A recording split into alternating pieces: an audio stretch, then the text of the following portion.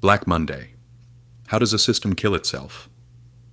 At 9:30 in the morning, Wall Street opened, and nothing happened. In other words, nobody bought. Traders were staring at their screens, hands on the phones. Prices were falling, but no buy orders were coming in. Because the same thing was happening on the other side. Everyone was selling. At the same time. And nobody had planned it. October 19th, 1987. The biggest single-day stock market crash in history. The Dow Jones fell 22.6%. $500 billion had vanished in a single day. But don't let these numbers mislead you. This was not just an accident. This was a system built by humans working exactly as it was designed to work. And that is what made it so much more terrifying. To understand this, we need to go back a few years. America was entering a new era. Inflation was falling. Interest rates were easing. The stock market was rising. A new generation had arrived on Wall Street.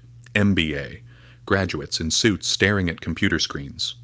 The old generation read the market by feel, by instinct, by experience. This new generation calculated the market, with formulas, with models, with algorithms. And they believed in one thing. You can control risk, mathematically, precisely, completely. From this belief, a system was born. Its name was portfolio insurance. The idea was simple. When the market falls, sell automatically. Limit the losses. Stay safe, systematic, emotionless, perfect. Hyman Minsky had said something years earlier about systems like this. Stability creates instability. In other words, the safer everything appears, the more risk builds up inside. But in 1987, nobody wanted to hear that, because they were making money. By 1987, the portfolio insurance system was managing between $60 and $90 billion in portfolios. Pension funds, insurance companies, university endowments. Everyone trusted these systems. Everyone was safe. The formula was working, until the day it stopped working. There was an invisible flaw inside the system. Portfolio insurance assumed one thing. When you want to sell, there will always be a buyer on the other side. In normal times, this was true. But nobody really asked this question. What if everyone wants to sell at the same time?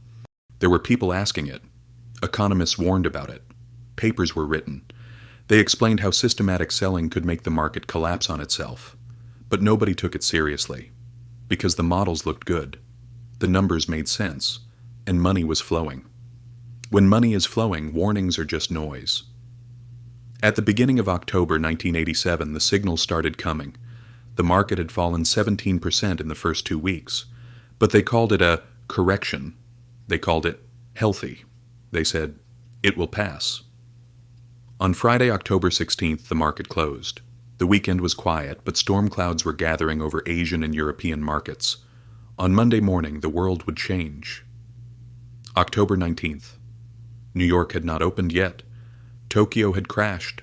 Hong Kong had crashed. London had crashed. The news crossed the Atlantic. American investors came into their offices. They turned on their computers. They saw the numbers. And they knew what they had to do. Sell. 9:30. The market opened. The Dow Jones went into free fall.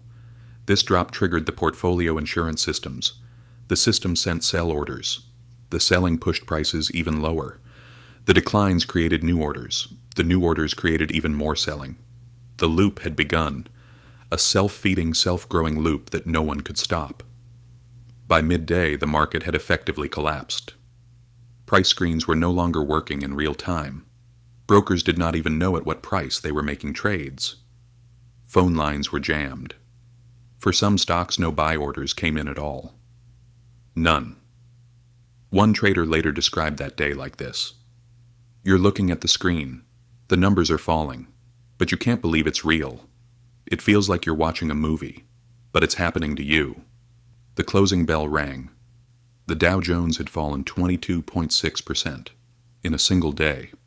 A bigger drop than even the worst day of 1929. $500 billion. Gone. But behind these numbers, there were people. People looking at their retirement accounts. People watching a lifetime of savings melt away. Fund managers who had told their clients, this system will protect you. and people who then lived for years under the weight of that sentence. The market recovered within weeks. But not everyone recovered. Because this is often how financial history works. The system makes a mistake. The people who designed it write reports. Committees are formed. New rules are announced. But nobody gives the lost money back to the people who lost it.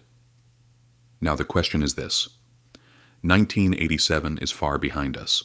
So why does this story still matter? Because the system did not change, only its name changed. Today, portfolio insurance carries different names: risk parity funds, volatility targeting strategies, algorithmic trading systems. But the logic is the same. When it falls, sell. And the problem is the same. If everyone sells at the same time, there is no buyer left. In 2010, the market collapsed within minutes and then came back. They called it the flash crash. In 2020, COVID panic caused algorithmic sell orders to trigger each other. Circuit breakers kicked in. The market stopped. Every time a new name. Every time the same mechanism. Those who understood 1987 saw 2008. Those who understood 2008 were able to digest 2020. Who will see the next one? I don't know. But I do know this. The next great crash will probably come from the same place. From the place where everyone feels safe. From the place where people believe the formulas are working perfectly. From the place where warnings disappear into the noise. There is one thing that has not changed since 1987. A person who is making money does not hear warnings until they are forced to.